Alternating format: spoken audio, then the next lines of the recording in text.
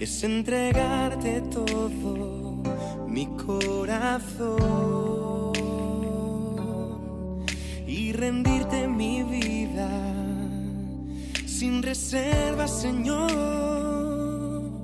Es entregarte todo mi corazón.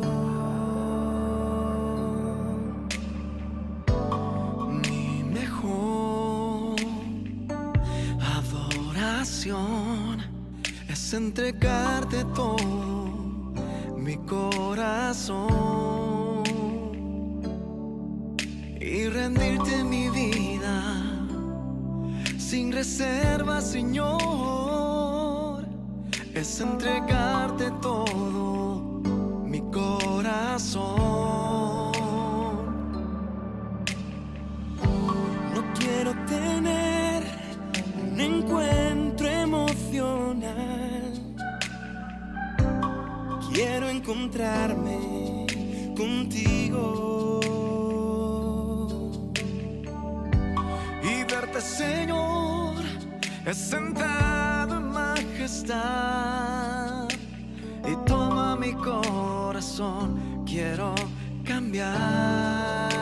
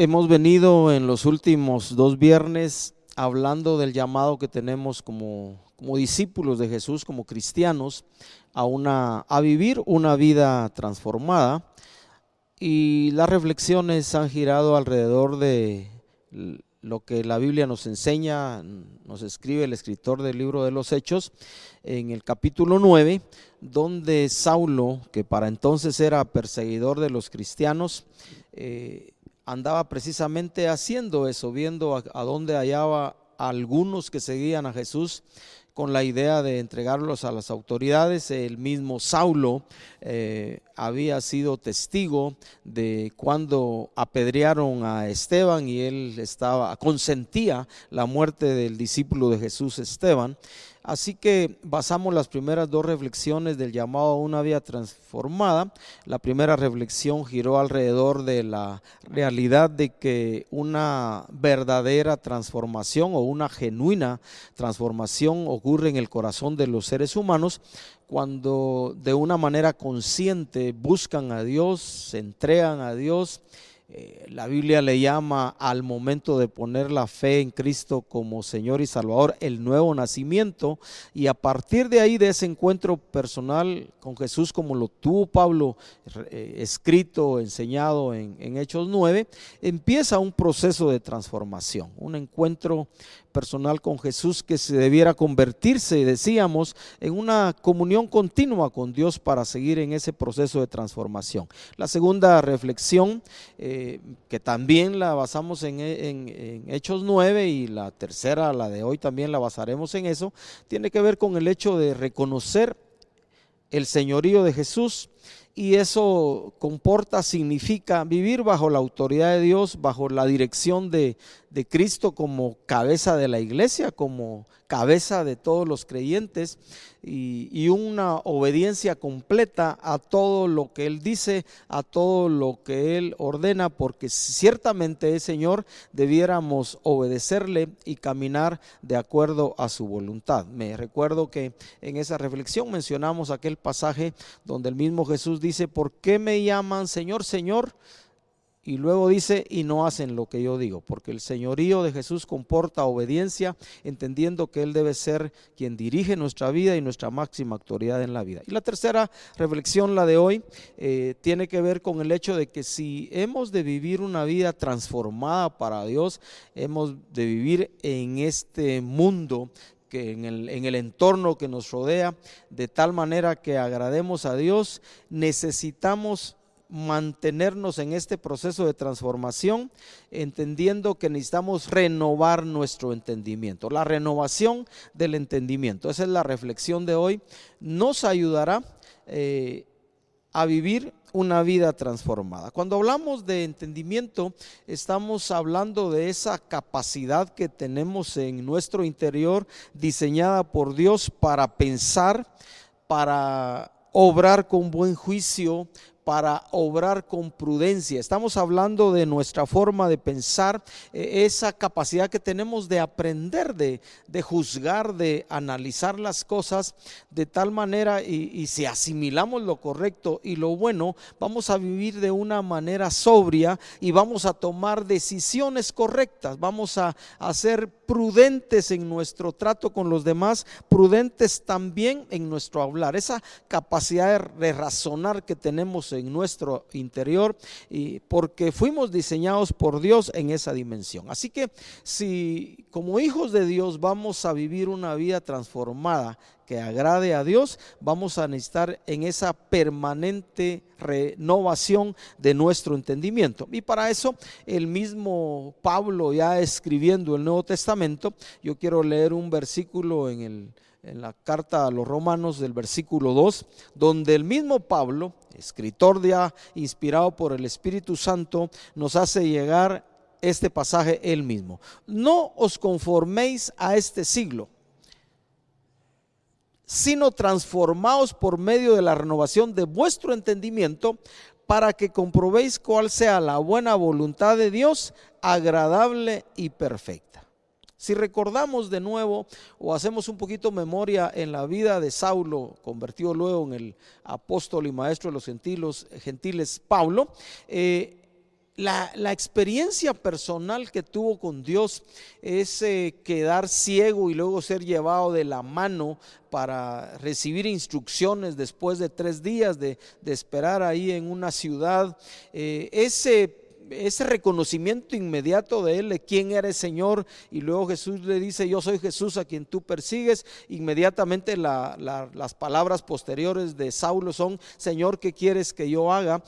Si nosotros recordamos, él como perseguidor de la iglesia, Saulo pasó de ser un perseguidor de la iglesia a ser alguien que la Escritura dice inmediatamente después de que se le aparece Jesús y llega Ananías para orar por él, se le abren de nuevo los ojos y el Señor le empieza a enseñar cuánto ha de sufrir por causa de él. De perseguidor se convirtió en alguien que predicaba a Jesucristo resucitado, en quien hay perdón de pecados.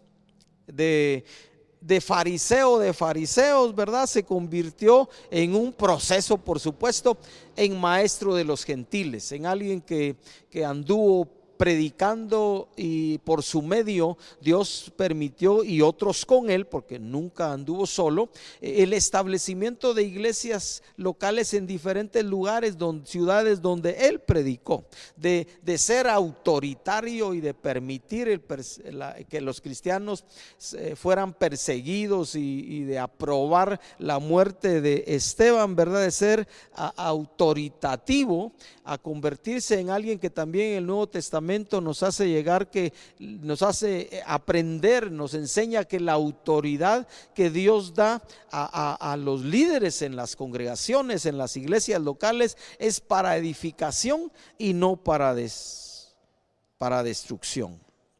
De procurar tener un nombre por sus logros, por su sabiduría, por su entendimiento, a buscar, como él mismo nos escribe también en sus cartas o en alguna de sus cartas, a procurar hacer todo para gloria de Dios, para honra de Dios y para agradar a Dios. Por eso es que nos escribe en Romanos 12 a nosotros los creyentes hoy, que no nos conformemos a este siglo.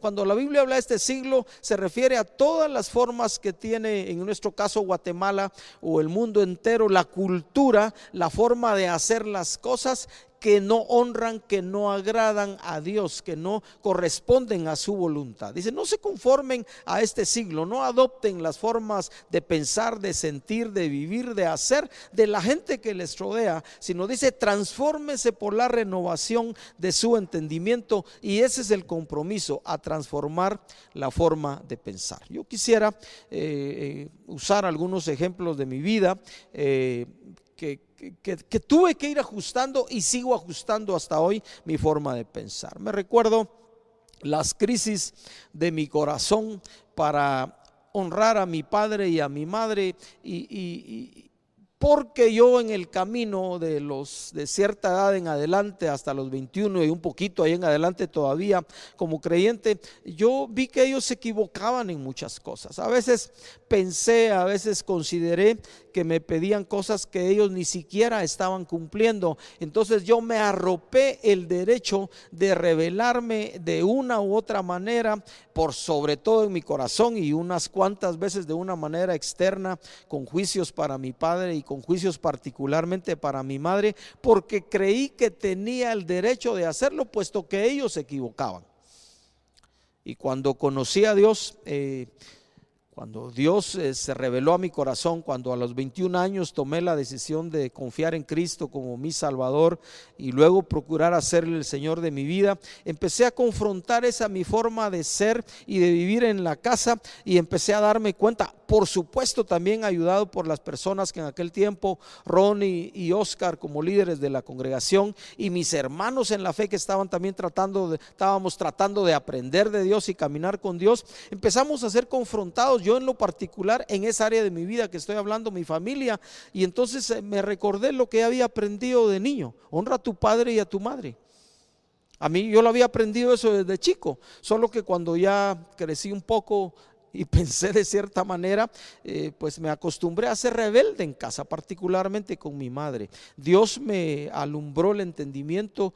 Tuve la oportunidad un año, 2 años después de haber nacido de nuevo, de pedirle perdón a mi madre, particularmente por mis rebeldías, y fue un proceso ajustar mi corazón para honrarla y respetarla siempre, igual que a mi padre. Dios se tomó tiempo de su eternidad y tiempo de mi vida para enseñarme, que un día llegué a la conclusión, después de mucho trato de Dios conmigo en esa área, porque le costó a Dios convencerme, le me costó a mí atinarle a lo que Dios quería.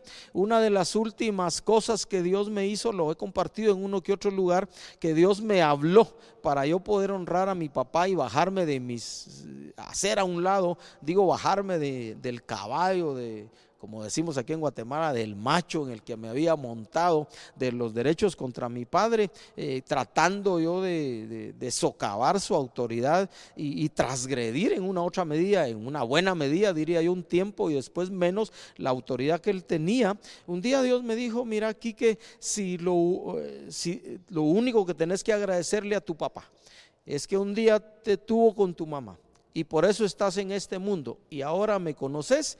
Y luego afirmó él: suficiente razón para estar agradecido con tu papá. Y esa fue una de las últimas lecciones en cuanto a mi familia que Dios me dio, porque Dios quería que yo cambiara mi forma de pensar, y tuve que ajustar mi pensamiento y mi corazón, mi sentir a lo que la Biblia decía. Y entonces descubrí la riqueza que hay en ese primer mandamiento con promesa: honra a tu padre y a tu madre, ¿verdad?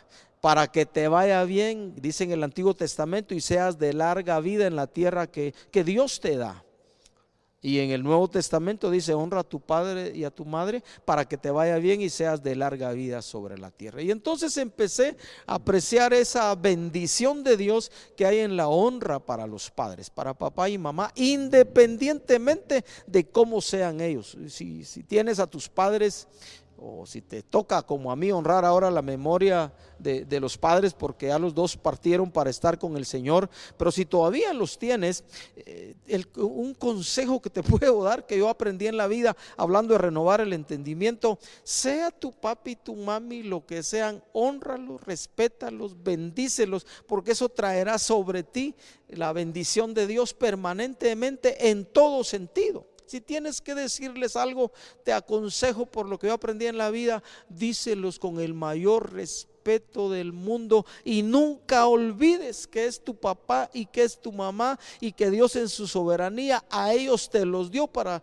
traerte a este mundo. Yo tuve que ajustar mi forma de pensar a lo que la Biblia decía, y entonces fue un poco más fácil para mí honrar a mi papi y a mi mami. Le agradezco a Dios haber invertido tanto de su tiempo y de tanto de su eternidad, un poco de su eternidad en el corto tiempo que yo tengo para vivir en la tierra. Renovar la manera de pensar, renovar el entendimiento. Y así tenemos que trabajar en nuestra vida detalladamente si queremos vivir una vida transformada, si queremos vivir como nos enseña la Biblia, que como nos dice la Biblia, caminemos en novedad de vida, y eso significa ajustarnos a los mandamientos de Dios.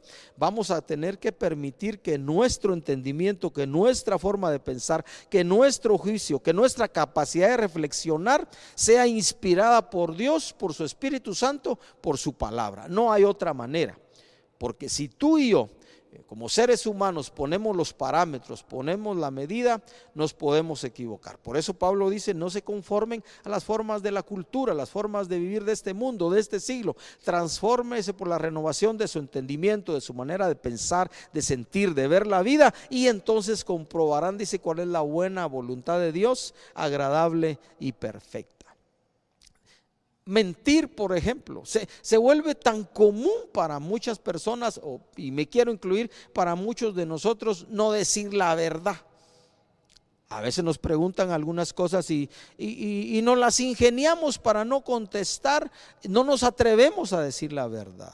Pero mentir, que es tan común. Mire, otra de las cosas en las que tenemos que renovar nuestro entendimiento es nuestro trato para con los demás, o con las palabras que usamos para con los demás, y ser prudentes. La Biblia nos enseña, hablando de nuestro hablar: ninguna palabra corrompida salga de vuestra boca. Entonces, cuando renovamos el entendimiento, cuando renovamos nuestra forma de pensar, cuando renovamos eso que vamos aprendiendo de una manera diferente y llenamos el corazón de lo bueno, automáticamente nuestra forma de proyectarnos a los demás se convierte en buena, y dejamos de mentir. Y cuántas cosas a las que le buscamos una salida y una vuelta, no a la manera de Dios, sino a nuestra manera.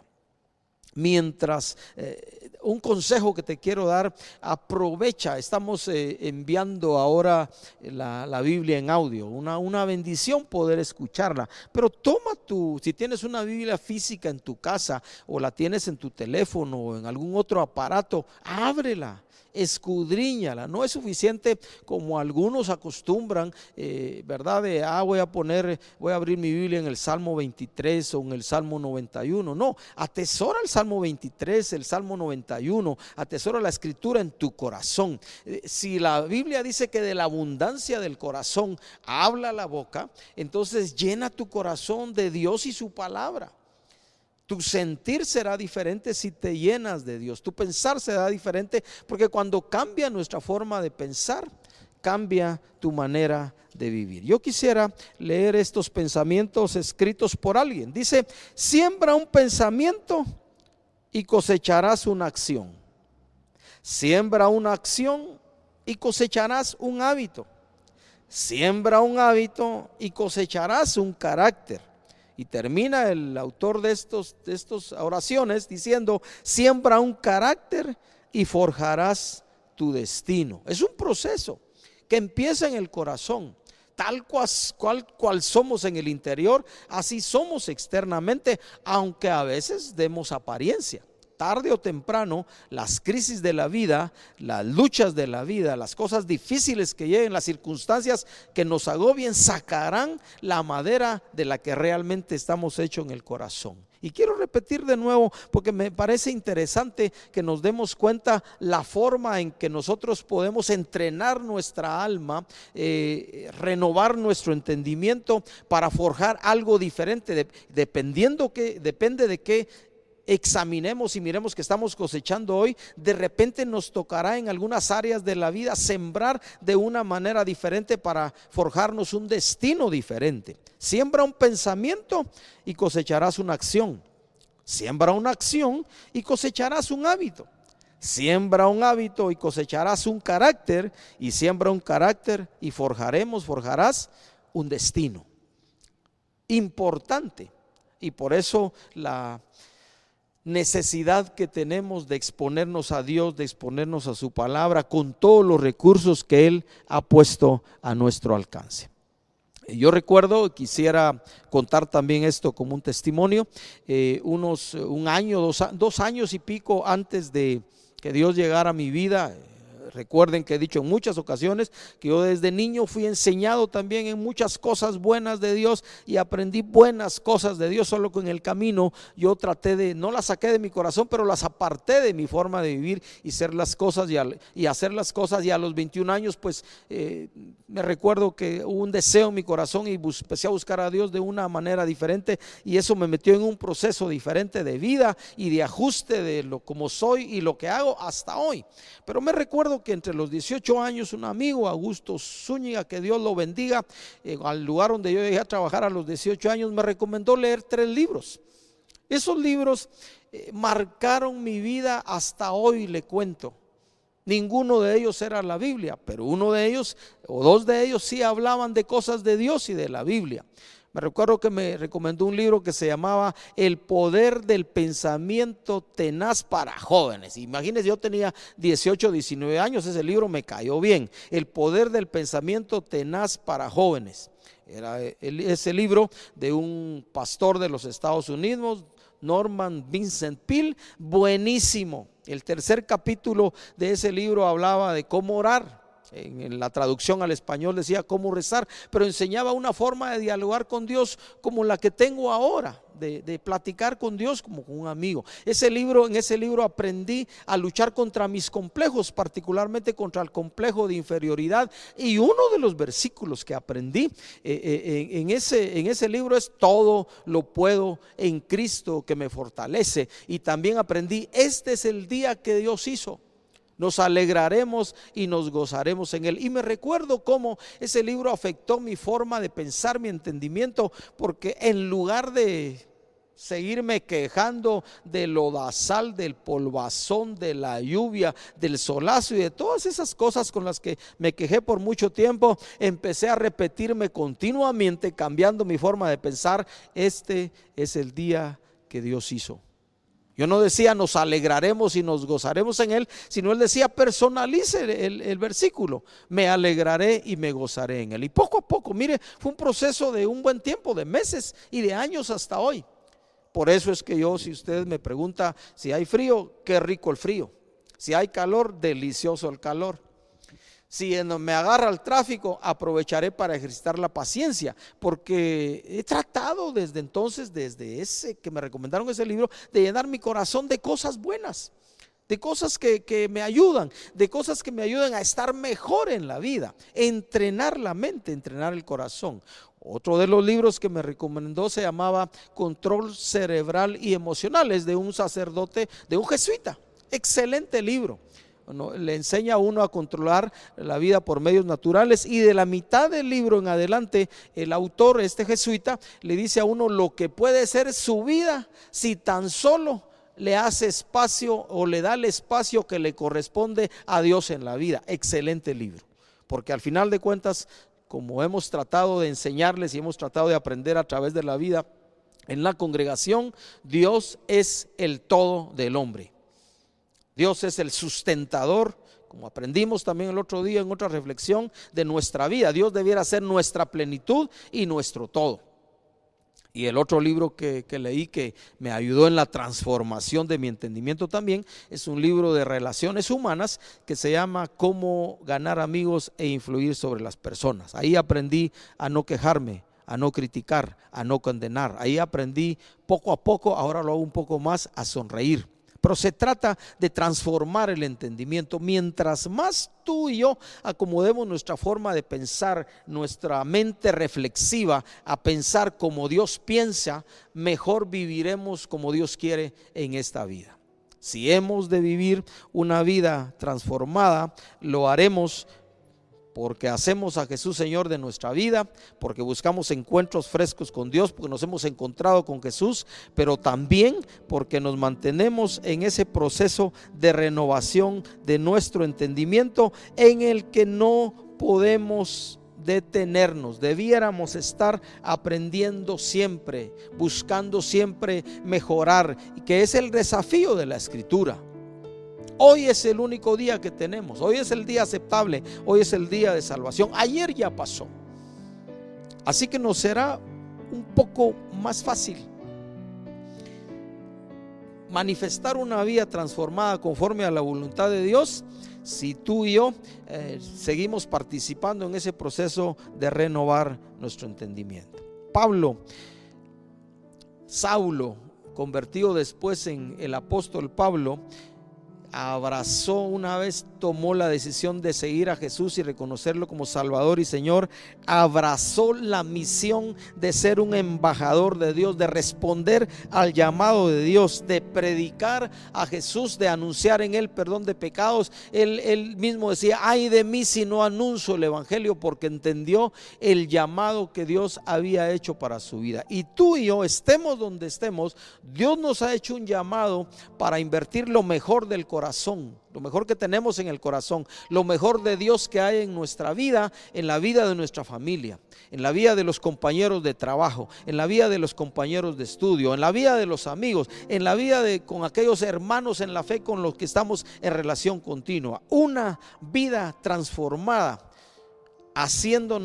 convirtiéndonos en lo que somos, discípulos de Jesús, hará que nuestra influencia sea para bien en la vida de todos aquellos que nos rodean. Dios nos llamó y nos sigue llamando, y si nos da el mañana, que será hoy, nos llamará de nuevo a vivir una vida transformada de honra y gloria a su nombre y de testimonio a todos aquellos que nos rodean. Oro para que en el nombre de Jesús recibas la gracia y yo reciba la gracia también para poder seguir abriendo espacio en nuestra vida al Espíritu Santo para que esa transformación se siga dando, esa renovación de nuestro entendimiento se siga dando, y por el poder del Espíritu podamos vivir delante de los demás honrando y glorificando a Dios. Que Dios te bendiga en el nombre de Jesús.